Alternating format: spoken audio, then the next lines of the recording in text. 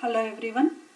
In today's class, we will be learning in detail about how Rutherford has carry out alpha scattering experiment using a gold foil.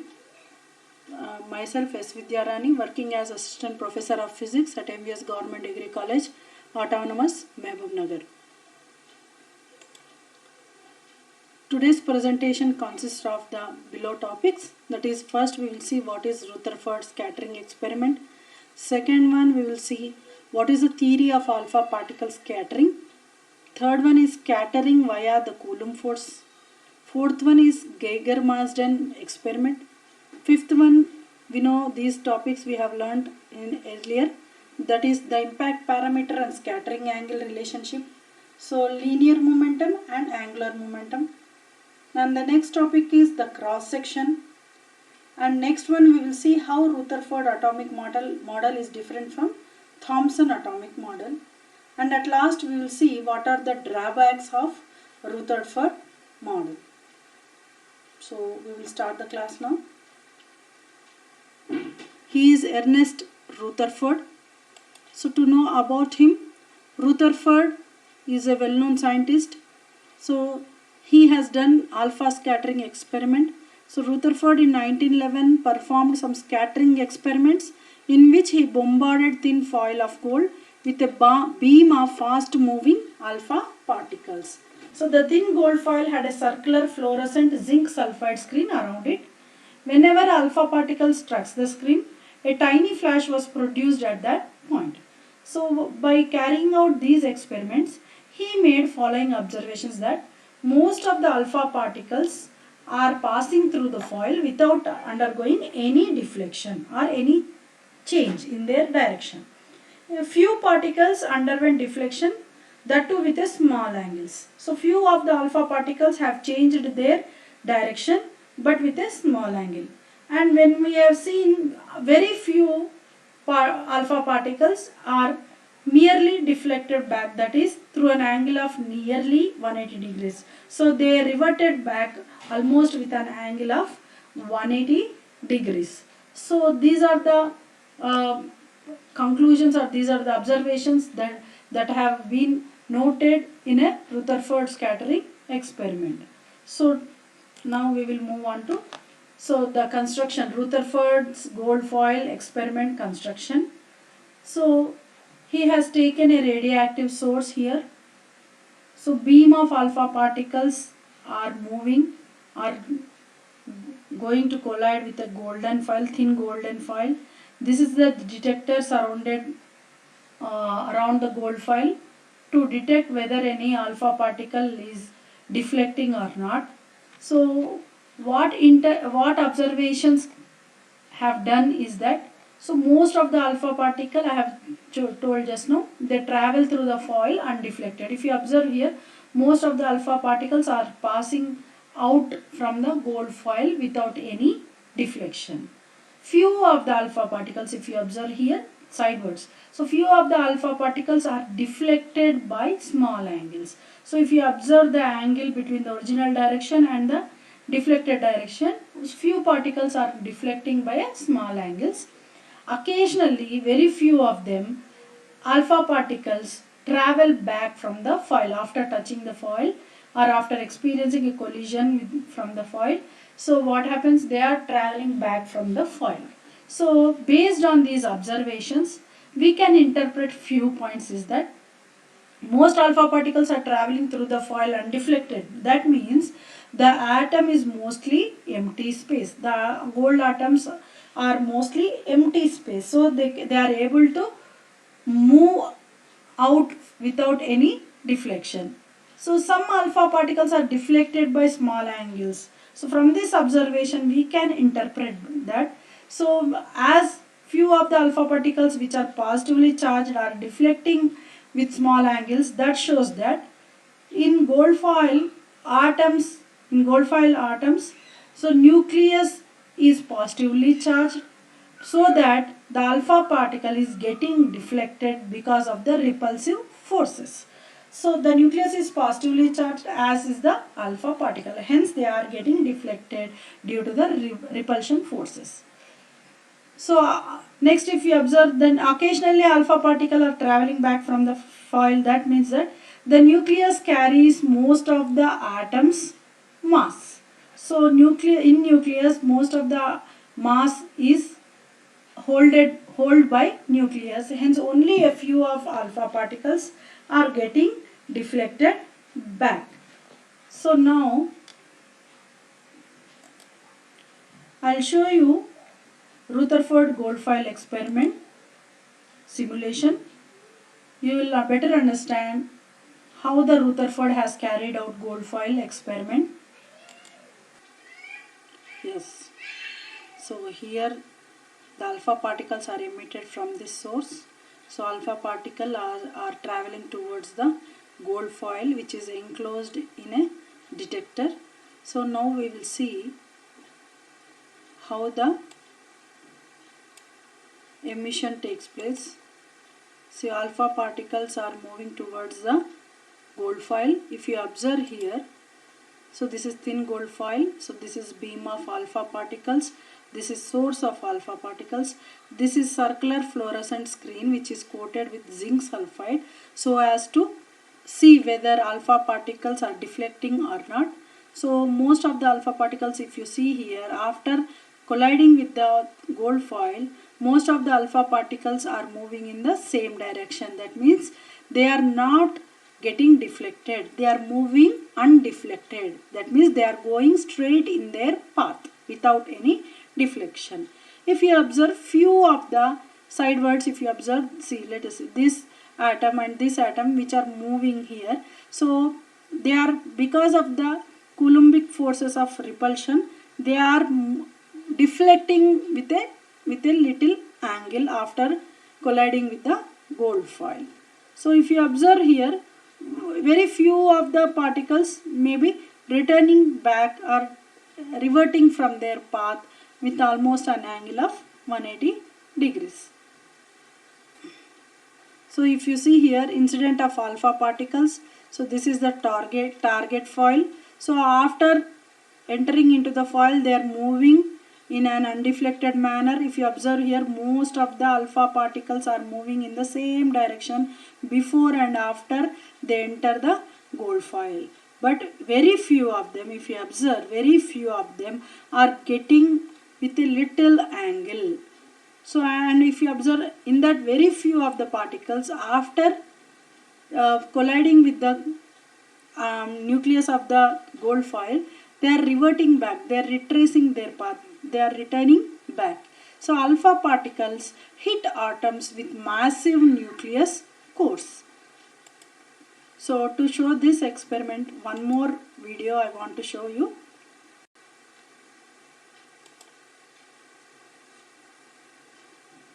So let's start. See here, these are the beam of alpha particles that are coming from source. So these are the gold foil atoms. So these are having positively charged nucleus. So now let us start the emission. See the visual. Few particles are continuing in the same path even after the collision. Few particles are deflecting with an angle. Very few of them are reverting back. So this we can show through the Rutherford scattering experiment simulation. If you observe this,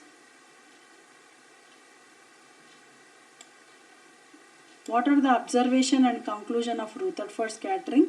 So observations are that most of the fast moving alpha particles passed straight through the gold foil. That means most of the space inside the atom is empty. Next, second observation is that some of the alpha particles were deflected by the foil by small angles.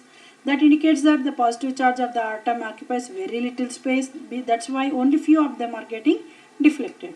Few particles are bouncing off the nucleus. That means all the positive charge and mass of the gold atom are concentrated in a very small volume within the atom. So these are the observations and conclusions that can be made by Rutherford scattering experiment. So now let us move on to the theory of alpha particle scattering. Assuming alpha particles and nucleus are point charges, So now impact parameter B is the minimum distance to which alpha particle would approach the nucleus if there is no force between them. So that means B is equal to 0 for head-on collision. We know that they both should lie on the impact parameter should be 0 for head-on collision. So distance of closest approach D is the minimum distance to which particle approaches while it is approaching the nucleus in a head-on collision.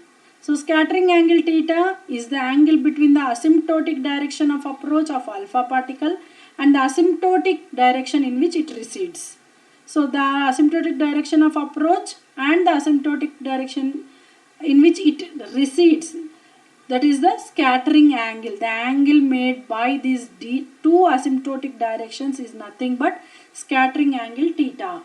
And trajectories, we have observed that trajectories are hyperbolic because of the repulsion forces. So if you see the figure here, alpha particle, so this is the impact parameter, so this is the nucleus. If you observe here, this is the B impact parameter. So alpha particle is moving in a hyperbolic path because of the repulsion forces.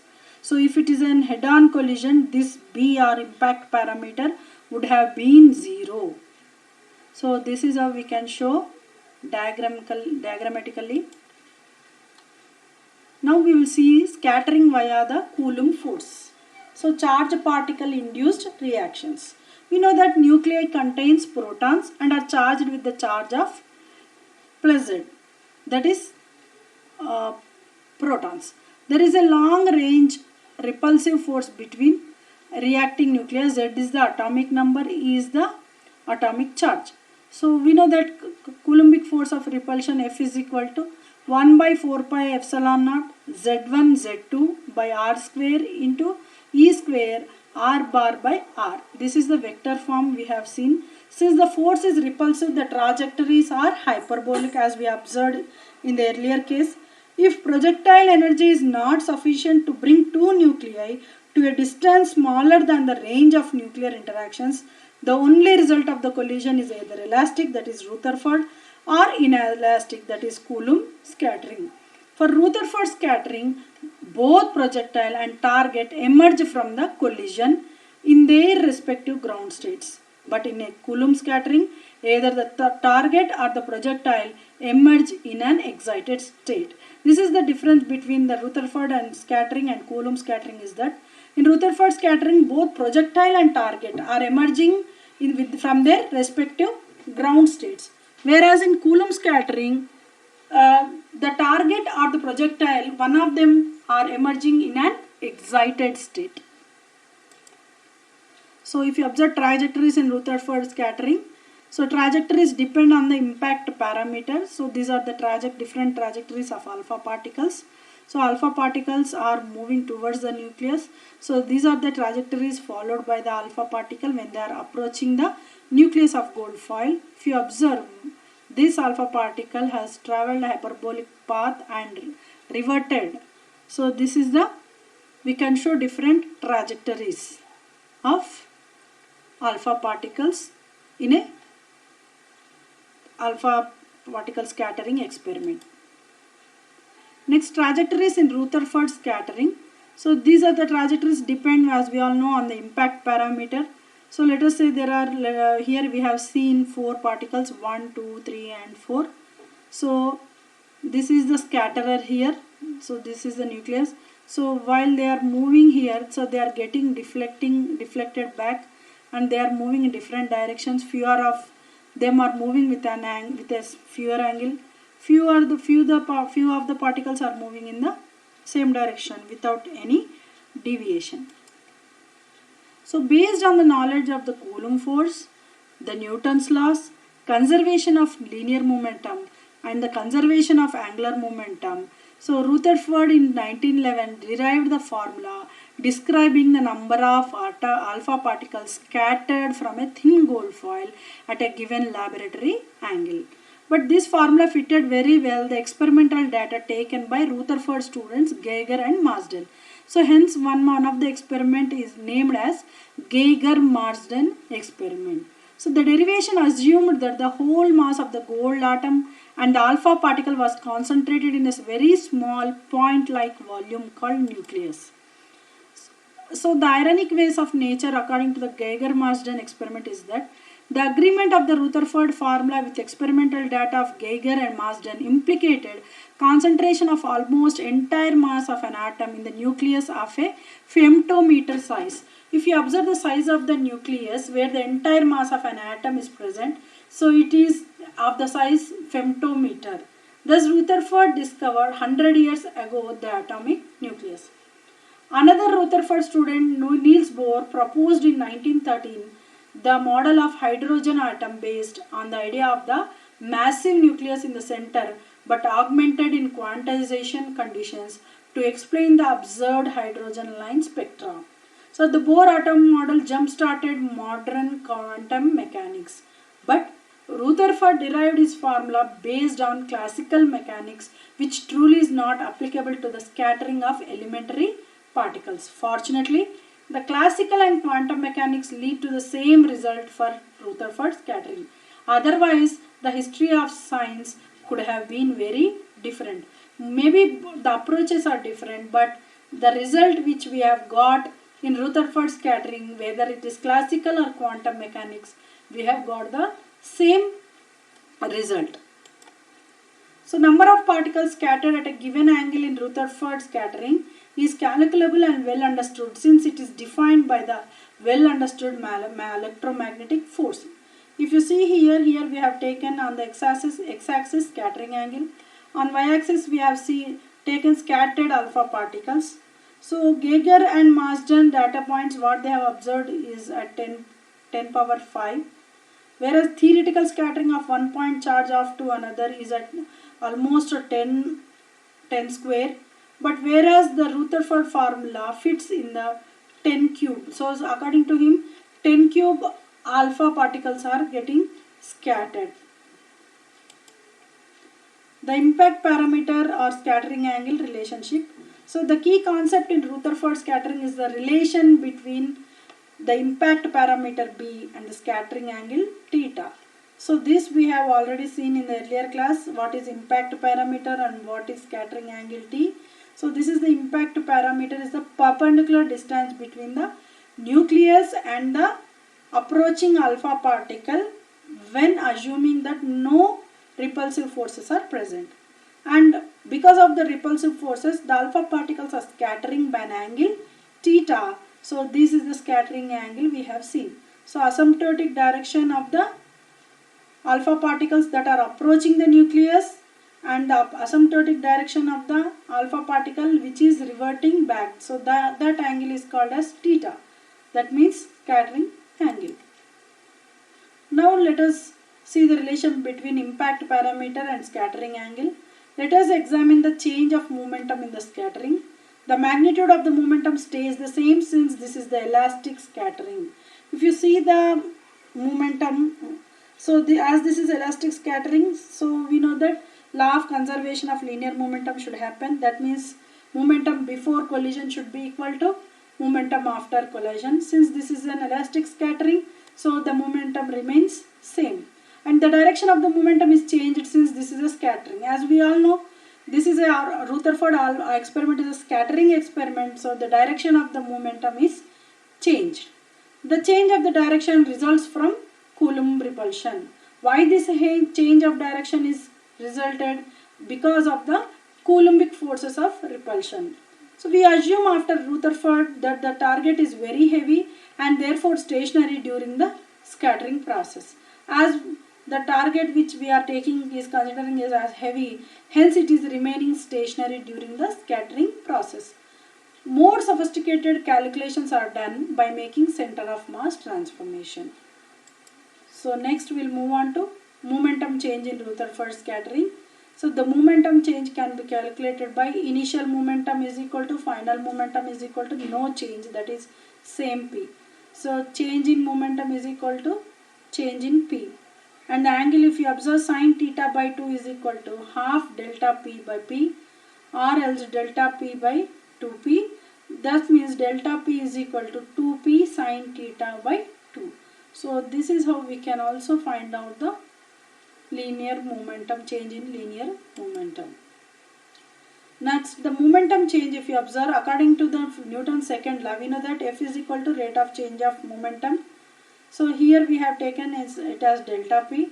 So delta P can be taken as integral of F dt. So the force is the Coulomb force. Hence the F is equal to Coulombic force of repulsion. F is equal to 1 by 4 pi epsilon naught Z1 Z2 E square by R square R bar by R. Before we start integrating, let us note that the trajectories are symmetric with respect to the line defined by the distance of closest approach. Hence now we will start integrating. So trajectories are symmetric with respect to angle phi. Hence we are getting the trajectories in the same way. So the symmetry with respect to the line at phi is equal to 0 implies delta P is integral f dt, that is delta P is equal to f cos phi dt. So delta P is equal to f is nothing but Z1 Z2 E square by 4 pi epsilon naught R square.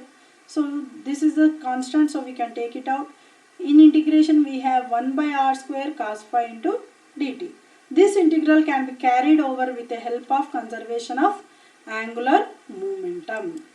So the angular momentum, as we all know, relation between angular momentum and linear momentum is cross product of position vector and linear momentum gives rise to angular momentum. Hence L is equal to R cross P, or else P can be written as product of M and V. So M I have taken out, so that is R cross V, or else M R cap cross this V can be written as dr by dt plus R into d phi by dt, or else we can also write it as mr r cap r bar cross d phi by dt.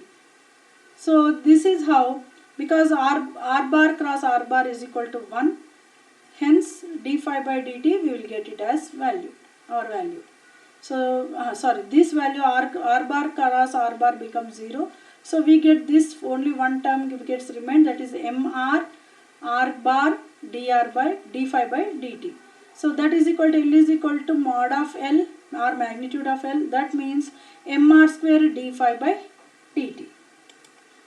But also from the initial condition L is equal to m into v naught into b.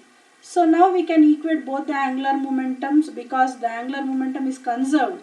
Hence mr square d phi by dt is equal to m v naught into b, or else dt by r square is equal to d phi by v naught into b. Thus the change of the momentum is delta P can be written as Z1 Z2 E square by 4 pi epsilon naught. In place of dt by r square, I have substituted d phi into v naught b. So here I have substituted. Now when I take, so here if you observe 1 by v naught b is also constant, so we can take out. So we are applying the limits phi less than to phi is the phi minimum to phi maximum, that is cos phi d phi. After integrating, the limits for integration are defined by minimum phi to maximum phi plus phi, that is equal, total is equal to phi, or else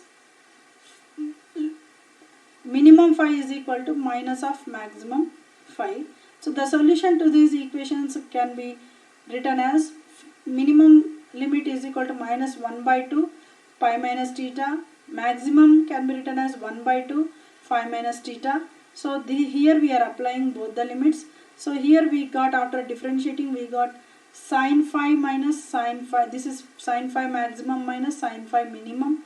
So here we know the maximum values and minimum values of phi. So we are applying the limits. So when we apply the limits, we got Z1 Z2 E square by 4 pi epsilon naught 1 by v naught b into 2 sin. So because here maximum phi is positive, minimum phi is negative. So when we substitute these values, we get this minus will change to plus. So both gets added. So we get 2 sin 1 by 5 pi minus theta, or else Z1 Z square E square by 4 pi epsilon naught 2 by v naught b. So sin phi by 2 minus theta by 2 can be written as cos theta by 2. So combining both the equations 2 and 11, we get delta P is equal to 2p sin theta by 2. that is equal to z1 z square z2 e square by 4 pi epsilon naught 2 by v naught b into cos theta by 2. Or else to find out the value of b, b is equal to z1 z2 into e square by 4 pi epsilon naught 1 by p v naught by 1 by tan theta by 2. So here we have changed the values. So here 2p sin theta by 2 will turn it as tan theta by 2. Or else the value of b is equal to z1 z2 into e square by 4 pi epsilon naught 1 by 2k into 1 by tan theta by 2. If you observe, 1 by pv naught can be written in terms of 1 by 2k. So where k being the initial kinetic energy for the projectile. Equation 12 defines the relationship between the impact parameter b and the scattering angle theta. So this is the relation between impact parameter and the angle theta. Now we will see the distance of the closest approach. Assuming, let us say, head-on collision is happening, the distance of the closest approach d naught can be calculated from the conservation of energy, that is kinetic energy is equal to z1 z2 e square by 4 pi epsilon naught 1 by d naught. From this we can find out the value of d naught. So d naught is equal to z1 z2 e square by 4 pi epsilon naught into 1 by k. The relation between the impact parameter and the scattering angle simplifies with the use of the distance of the closest approach. So this equation can be transformed into this equation. So whatever z1 z2 e square by 4 pi epsilon naught 1 by k, it can be replaced with d naught. So hence b is equal to d naught by 2 into 1 by tan theta by 2.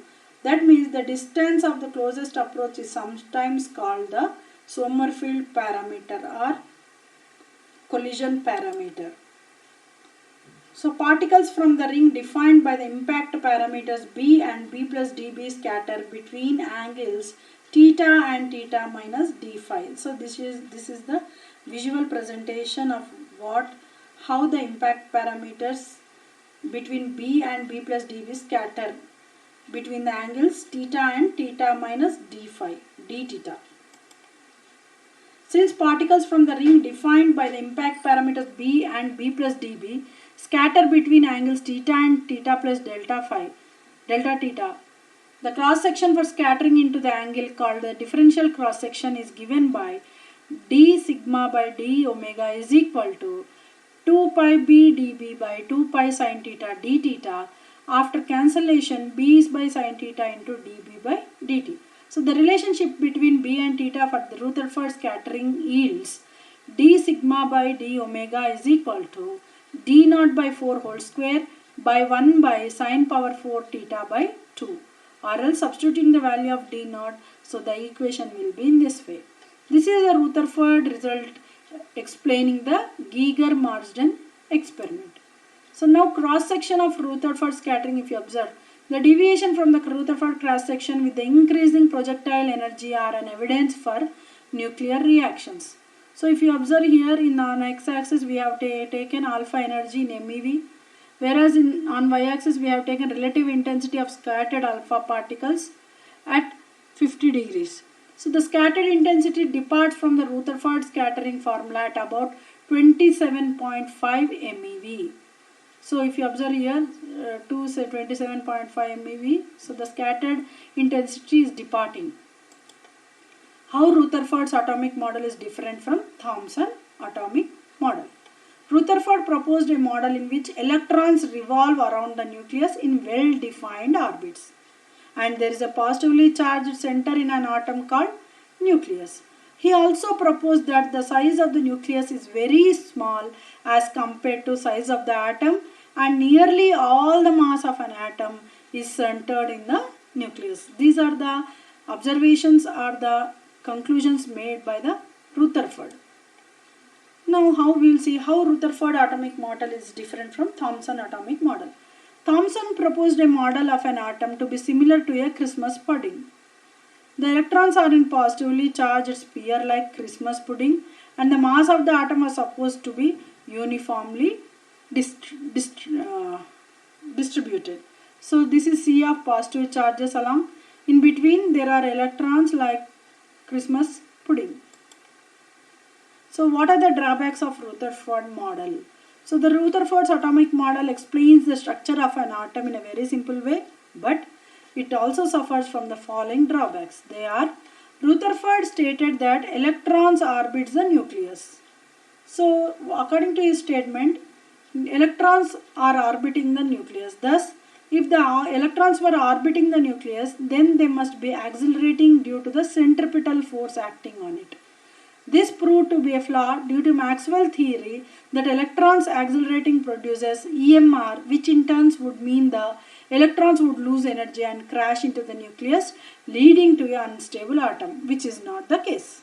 So according to his observation, his conclusion, he said that the nucleus must be accelerating, but actually electrons are not accelerating, otherwise they would have lost their energy and they would have crashed into the nucleus. So the Rutherford model of atom does not say anything about the arrangement of electrons in an atom. So in today's class we have learned what is Rutherford alpha particle scattering experiment using gold foil and alpha particles, and how the alpha particles are getting deflected, and what are the observations made by the Rutherford, and what are the inferences drawn by Rutherford, and how it differs from Thomson model, and how it could explain impact parameter or scattering angle. We have also seen what is the relation between impact parameter and scattering angle, and we have also seen what are the drawbacks of Rutherford scattering experiment. Thank you for your patience listening. Signing off for today's session. Thank you.